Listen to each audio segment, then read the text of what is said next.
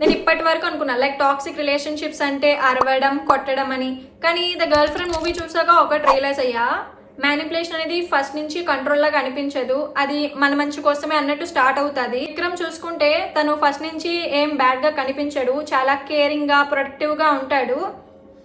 తను చెప్పే కొన్ని మాటలు మామూలుగా ఉన్నప్పటికీ ఆ టోన్, ఆ వే ఆఫ్ సేయింగ్ ఏదైతే ఉంటుందో చాలా డిఫరెంట్ గా ఉంటది. నేనే నీ ప్రపంచం, నీకు ఇంకెవరు అవసరం లేదు, నేనే నీ ప్రపంచం, నీకు ఇప్పుడు ఎగ్జాక్ట్లీ ఏం కావాలో నీకన్నా బాగా నాకే తెలుసు, ఇప్పుడు ఎగ్జాక్ట్లీ ఏం కావాలో నీకన్నా బాగా నాకు తెలుసు, నీకిప్పుడు బాయ్ ఫ్రెండ్ ఉన్నాడు, నేనే నీ ప్రపంచం.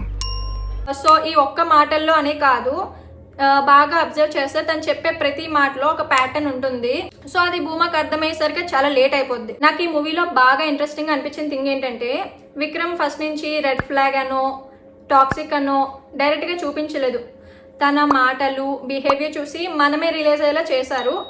అండ్ భూమా చుట్టూ ఉన్న వాల్స్ దగ్గరకు వచ్చేయడం, తనని ట్రీ రూట్స్ చుట్టేసినట్టు చూపించడం, తను మెంటల్గా ట్రాప్ అయిందని బాగా చూపెట్టారు. లాస్ట్ 20 to 25 మినిట్స్లో విక్రమ్ రెడ్ ఫ్లాగ్ నుంచి కంప్లీట్ సైకోలాగా మారిపోతాడు. హాస్టల్ డోర్ సీన్స్ అయితే నేను అస్సలు ఎక్స్పెక్ట్ చేయలేదు. ఆ సీన్స్ తర్వాత ఒక్కటే అనిపించింది, love is beautiful but obsession is very dangerous.